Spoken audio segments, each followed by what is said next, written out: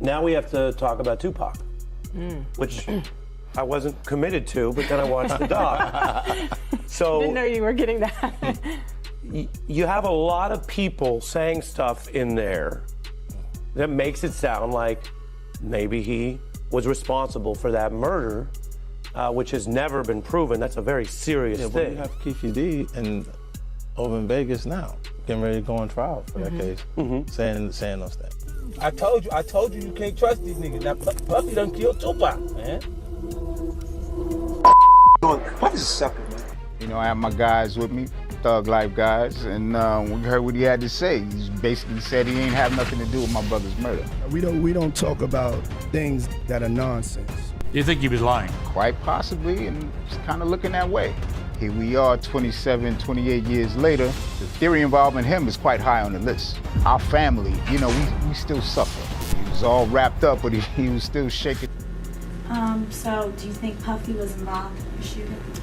Only they can answer that question. I have my own opinion, but I wouldn't slander their name like they did mine. I wouldn't say things that I knew, you know what I mean?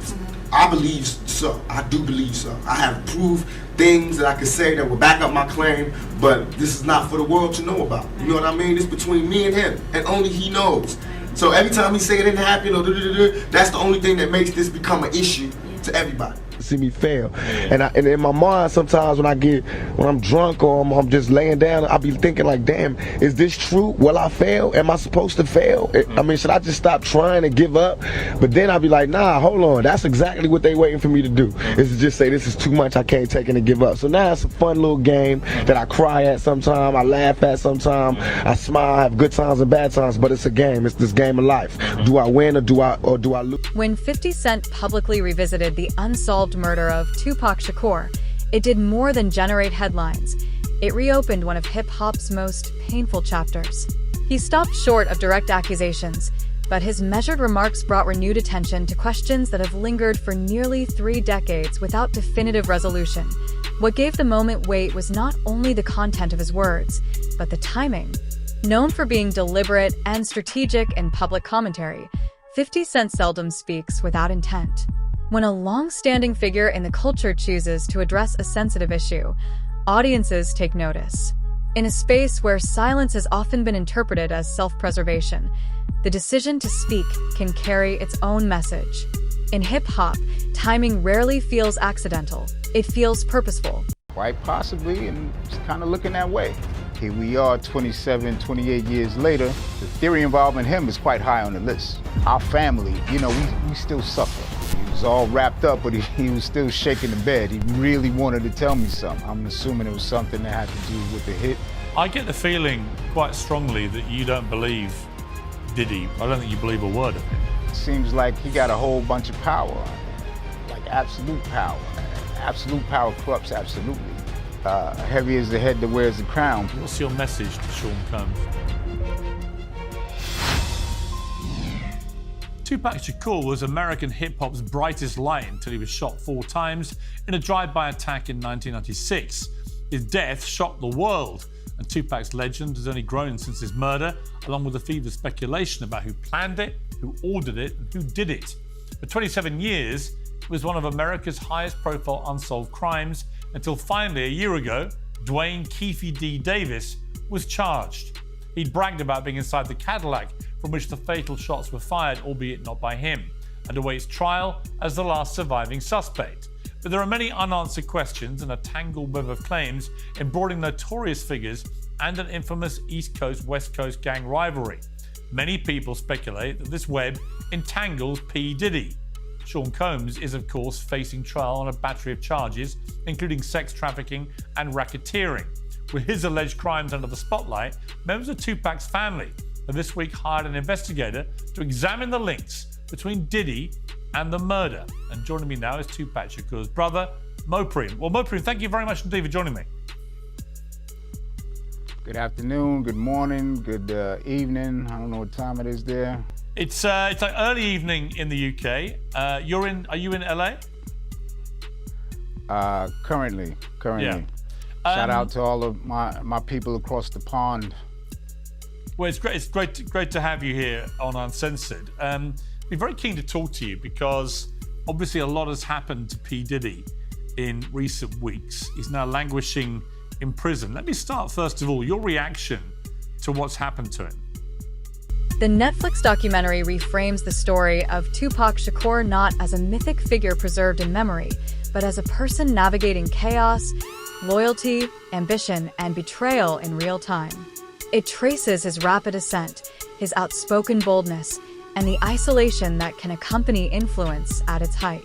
Rather than amplifying conspiracy, the series prioritizes context, placing legend within reality and examining how power, pressure, and paranoia intersected during a defining period in hip-hop.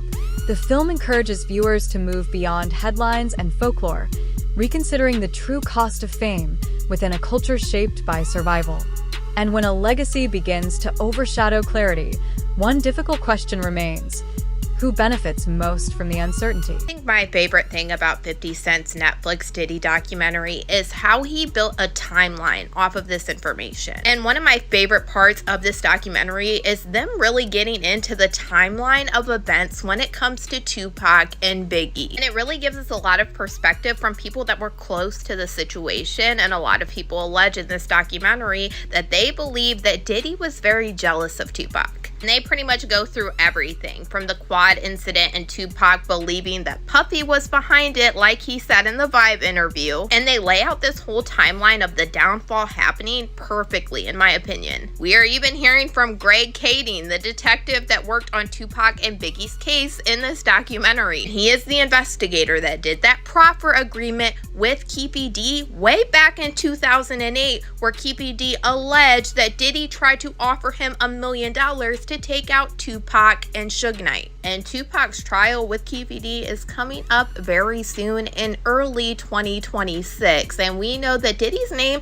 has been dropped at least 200 times during these proceedings already. So this is one case that I am definitely waiting for and I am going to cover. In Keefe D's 2008 proffer agreement, he alleged that Diddy's friend Zip Martin is the one that gave him the weapon that was used to take out Tupac. And Keefe D told the investigator Greg Kading that Zip Martin had a special compartment to keep this weapon in his car that he drove to Las Vegas. And in this documentary, we have Greg Kading confirming that Zip Martin did drive the same type of vehicle that Keefe D alleged to Las Vegas this night. And then during this documentary, we heard from the former president of Bad Boy, Kirk Burroughs, who alleged during this time, Diddy had him hiring a whole bunch of people and getting cars to drive to Las Vegas. And he is now very curious into why Diddy wanted to do this. And he said in his opinion, he now believes that Diddy was behind. You know, there was the rumor that after Pac got killed, Puffy gave Zip $1 million that was supposed to be handed over, and Zip ended up keeping it. And I remember when I interviewed TK Kirkland, who was actually roommates with Zip at one point. They were that close. He actually said, yeah. The feds said that too. He said that shit actually happened. Well, the story that has circulated was that after Tupac got killed, Puffy allegedly gave the money. I heard to Zip. Yes. And Zip was supposed to give the money to Keefe and them. Yes. But he never gave the money to him. But thank God he never gave him the money, right? Think about it. If he gave the money, Puffy would be in prison now, money for hire, a murder for hire. So thank God, it's just a true story. I'm not saying yes or no, but if he would have gave them the money. Without issuing direct accusations, the documentary explores why Sean Diddy Combs continues to appear in public conversations tied to pivotal moments in hip-hop history. Former associates and veteran journalists suggest that it was often proximity, not confirmed evidence, that kept his name circulating for decades. Rather than forcing a simple conclusion, the film embraces the complexity of the situation. It avoids clear-cut villains and tidy resolutions, inviting viewers to sit with the ambiguity that has long surrounded the case. That measured approach becomes a defining feature of the project. Because when final answers remain elusive, a more nuanced question arises. At what point does repetition begin to resemble accusation, even in the absence of definitive proof? There have been a murder for hire and Puffy would be locked up. The FBI said he's a dirty motherfucker. Yeah, and he even said that, like, in retrospect, that was probably the best thing that could have ever happened to Puffy. By Zip stealing the money, now Puffy isn't connected to that shit. Or else it would have been like a murder for hire or something, you know what I'm saying? The FBI said Zip. So the FBI told you the same he was thing? a dirty motherfucker, yeah. So the FBI told you that Zip kept that money as well? They said Zip's a dirty motherfucker. Everybody crossed you. You the last one to know every fucking thing. Even lawyers, your friends, everybody can cross your ass. You just don't know. Even the dudes you was riding in the car with every day, like a LoJack. Like, what the fuck? Yeah, well, I mean, like I said, Zip had a history of ripping people off. Yeah. He never ripped me off. Well, otherwise he wouldn't have. Did he technically do? I mean, if he kept the money that supposedly. True. So actually, he ripped you off for $1 million. Yeah. If that's what happened, yeah. They sure said it. The FBI said that. The people down, U.S. attorneys, all that. They said that. Zip's a piece. They said he's a piece of shit. But I didn't ever know that he got no money. But they said he got it. Yeah. Yeah. Well, Gene Deal said he got it too. Oh, Kirkland. Really? Yeah, everybody's, yeah. Those who experienced it firsthand described the East Coast, West Coast rivalry as more than a musical feud. It was identity, economics, and survival intersecting with intensity. Tupac Shakur's uncompromising independence challenged established power structures, while industry partnerships gradually evolved into personal divisions. The film presents these tensions not as a conclusion, but as escalating pressure unfolding in real time. And when ambition meets fear under that kind of strain, a difficult question remains. How quickly can rivalry transform into consequences that never fully fade? Coming out of his room like that. And that's for real, for real. You understand? I'll be like, yo, when I had to, because most of the time, I would walk some of them to the door, walk them to get their cabs or whatever like that. Or, take them down the street and get their cabs and everything like that. Now you be like, I'd be laughing. I just kept a smile on my face when it came to that shit. Because I know for a fact, because he said it himself. He said, I don't know how to talk to women. I don't know how to talk to girls. You understand? I said, you don't have to know how to talk to nobody. You're a millionaire. You got it. So he was jealous of Pac because Pac ain't had to do that. Pac had that aura, you know what I'm saying? And he probably knew how to communicate with women. And most women who he talked to that said stuff, said about him. You understand? Like, and we talk about the whole incident of the Quad Studio shit. Like in the documentary, they was talking about that, right? You know what I'm saying? They talked about the Quad Studio shit. But they didn't mention the fact, and they left it out, that Big and C's did not know that Puff and Andre Harrell was in Jimmy Henchman's office the day Pac got killed. I mean, the day Pac got shot at Quad Studio. Let me repeat that again so it don't get mixed up in the whole thing. They did not mention that Andre Harrell and Puff Daddy and Jimmy Henchman were all in the office together. Puff was on the office because he was trying to spy on Big them, because Big was writing the Junior Mafia stuff and Puff had his publishing. I told this to a couple of people before, I said it before, and you got people that's running with it like they knew the story in the whole 9 yards. You understand? They'll lie and you ask them, how do you know that? Who told you? They couldn't even tell you that. They'll tell you some lie, they did some kind of investigation, but it didn't happen like that. You understand? Puff was there to spy on Big because he had owned Big Publishing. And Big had turned around, and the same people who helped Puff get Big Publishing told Big to turn. Family members of Tupac Shakur speak not with certainty, but with fatigue. Decades later, they're still waiting for clarity, for accountability, and for a process they can rely on. They question why certain names persist in public conversation, yet are not resolved through formal avenues. Their frustration underscores a broader reality. Unresolved cases do not simply fade with time. They deepen. they evolve. They become embedded in culture, like a wound that never fully closes. As the years continue to pass, one difficult question lingers. At what point does delayed justice begin to resemble justice denied? Something serious like that when I don't come to Puff like that. You understand what I'm saying? Every time I told Puff something was about to happen, it happened. You understand? We had a party with ODB now. And at Luke's club, yo Puff, they about to start shooting up in this joint. How you know, Gene? Bruh, I know. In your opinion, man, do you think Biggie would still be alive if Puffy would have listened to you? I think, in my opinion, Big wouldn't have got killed that night. To say if he would still be alive, I don't know that. I don't have a time clock on somebody's life. And we know, nobody knows. God, you know, it comes to, death comes like a thief in the night, man. We don't know what's going on and when it's gonna happen. But I truly believe that if Big would have stayed to his guns and not F with Puff like he was doing at first, not coming to none of the parties we was at. Did you hear what Lil C said? We wasn't even messing with Puff. We was doing our own thing. If they would have stayed with doing their own thing, maybe we still alive. Cause Big was a big star. Show me one picture out in LA, since they was going to all kind of clubs and all kind of spots and all kind of restaurants, that somebody got him with him. That somebody got those pictures with him.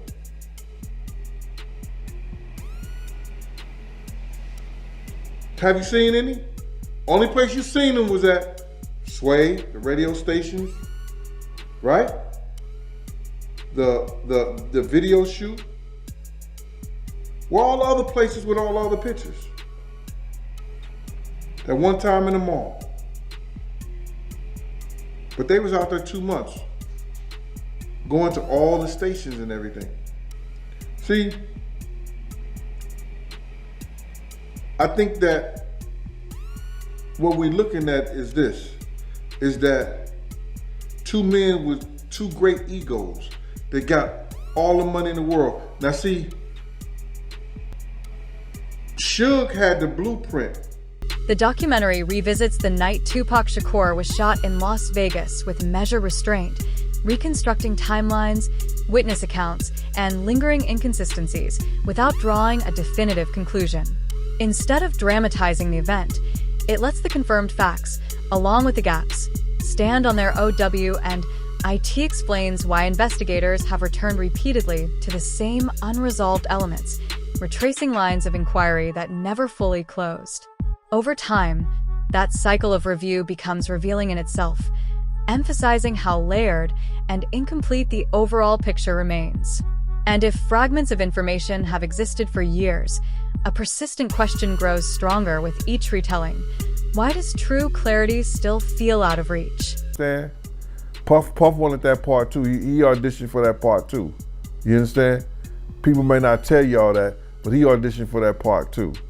So, you know, he wanted, and then you gotta see, like, you could just go tell that the drugs had his mind so messed up, whereas that he started thinking he was Tupac. For instance, did you see that Grammy speech he did? I mean, I've seen quite a few speeches from Diddy. I don't remember. Hey, listen to the verbiage in there. He's saying the same stuff Pac was saying. Oh, wow. The same, okay. The same, if people go back, he's saying the same stuff with Pac. Why? Why? It's crazy. You know what I'm saying? He did have he disliked Pac, but he also loved him in certain things. It's a strange, weird, it's a strange, weird, I guess, relationship that they had, bro.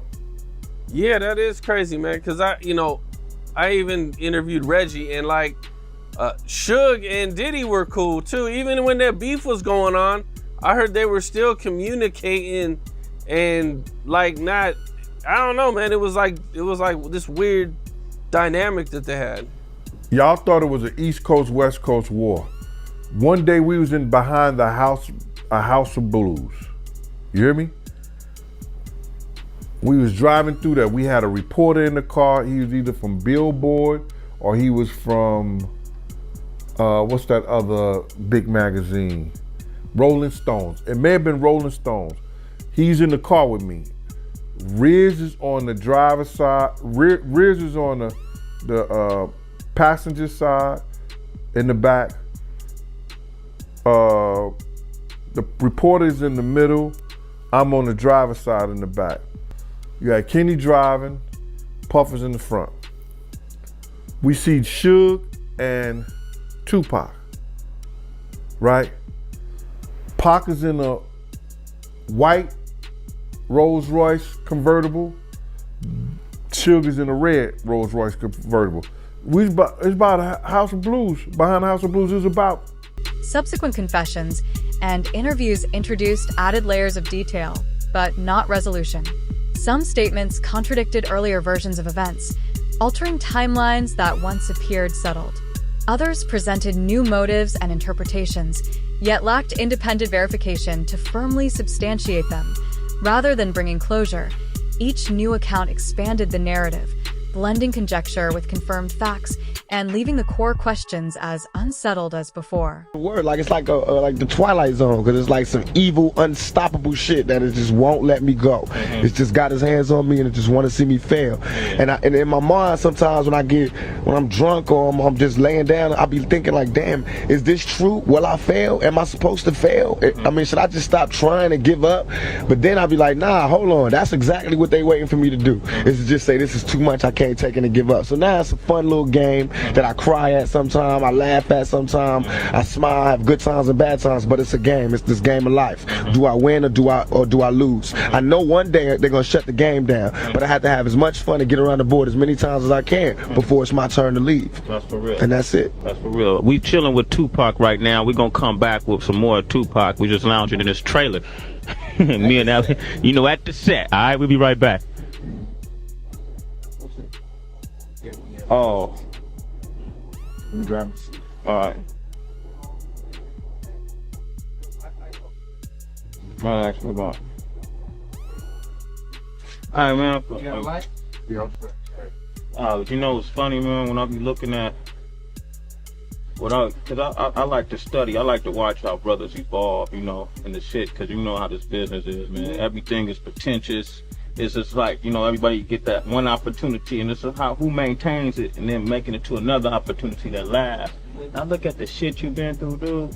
I sit and think about it. It's been career in this shit. Yeah. Shit that the next nigga, I done had problems with the IRS, the police, the Fed, government, rape. Everything that they end your career. That's how you know somebody trying to end my trying career. To get you. These are not coincidences. Yeah.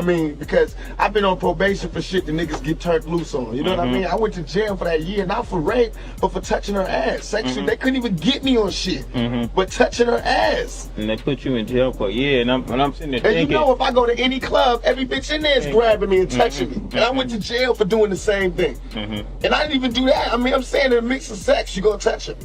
You know what I mean? This was me and her personally.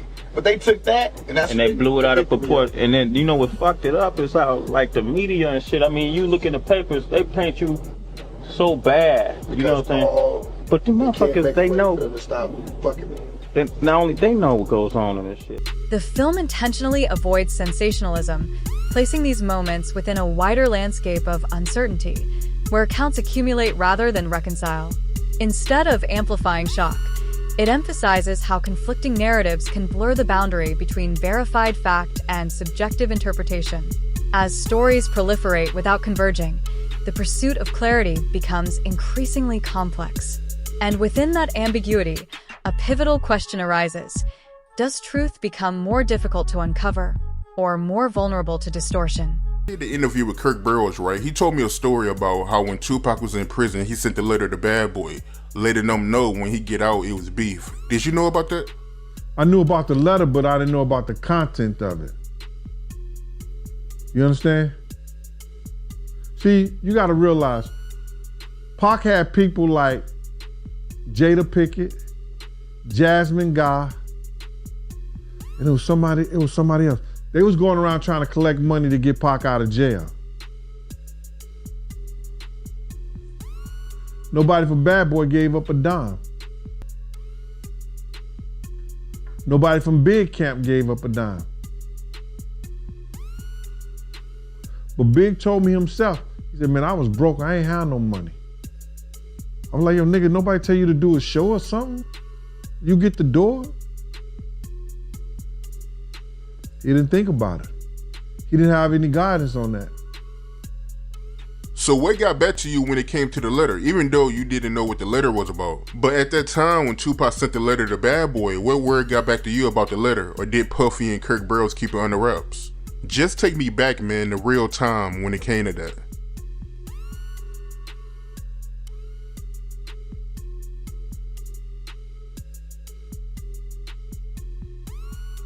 At the time, brother, let me just say,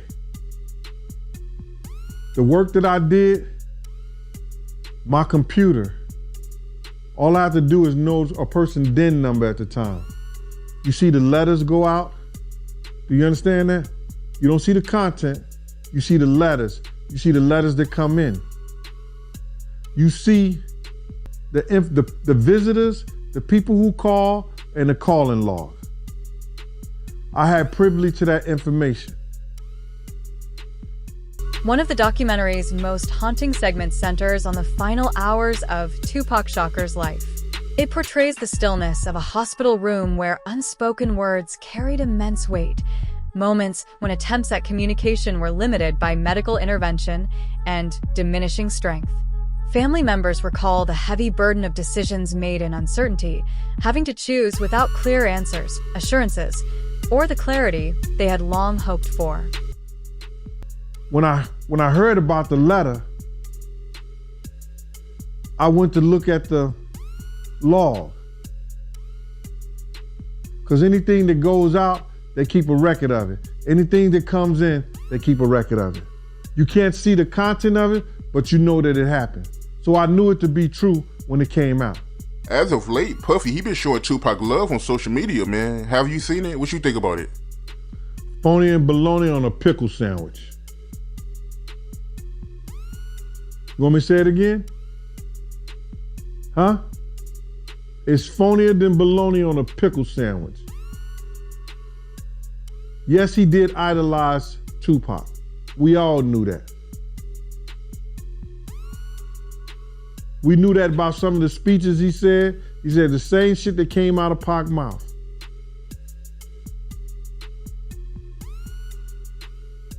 But he didn't like him. If you ain't like that nigga in his life, how you gonna love him in his death?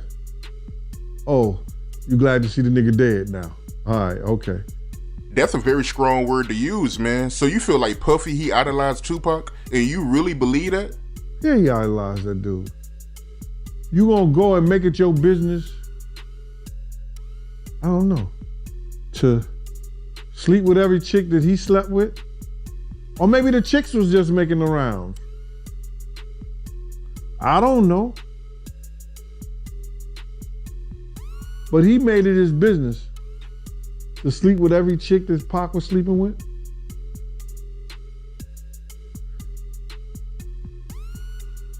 Pac was the first one that came out with that yellow and black Versace shirt. What Puff go do? I want that same shirt right there.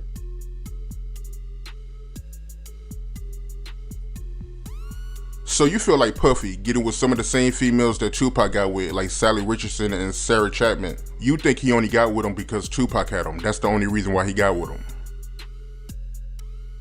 It probably was inspired because they was fine, but it put a plus on it because Pac had them. It's a lot of fine women out here. You understand? But I want the one that Pac had too. All right? These memories redirect the focus from speculation to undeniable loss.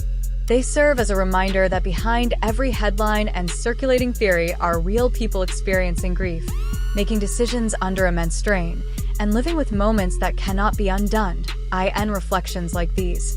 One question rises quietly but persistently. Does the search for truth ever truly conclude? Puffy and Bad Boy was doing a video, and they was paying anyone to bring back a death row chain.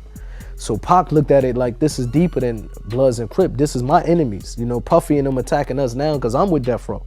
So words on the street that if you bring back this death row chain so we can put in our video, this was the words on the street. Right. Yeah. You know, like when I asked Bob James, he said there was. Like he said it very confidently. There was bounties on death row chains. Yeah. 10,000, I think? $10,000. Right. Your mom had a death row chain. She had a little bitty one. Right. Yeah. Well, they were snatching those. Right. And there was no doubt this understanding that there was a bounty. We've never been able to track that down to a source where said I was there when an agreement was made, but that was the understanding on the street and among these people, was that there was a bounty for the chain. And of course we see that becomes real at the Lakewood Mall when Orlando Anderson tries to snatch Trayvon Lane's chain. Right. So a fight happens in the mall and they try to take Trayvon Lane's chain, who was affiliated with Mob Piru and Death Row. Right. But I guess they don't actually take the chain. Yeah, I think they do take it. They get it off of him, but then during the Donnybrook whatever, he gets it back. He claims he got it back, and so there's no reason to believe he didn't. We never found that chain, at Orlando Anderson's house or anything like that. But certainly, if it wasn't an attempt, then they did actually secure it and then lost it back to Trayvon Lane. And it's important to remember that this Trayvon Lane is the person directly, aside Tupac Shakur when they confront Orlando Anderson again in Las Vegas. Right, and Trayvon Lane, Orlando Anderson is Keefe D's nephew. By its conclusion, the Netflix documentary stops short of delivering final answers. Instead, it raises a deeper question. Why does this story refuse to settle? Rather than resolving the mystery surrounding Tupac Shakur, it acknowledges the uncertainty, giving lasting weight to questions that have endured for decades. .50 Cent's commentary reinforces the idea that silence did not equate to resolution. It delayed confrontation. And as a new generation presses for clarity, a sharper question comes into focus. Is this narrative truly about the past, or about accountability in the present?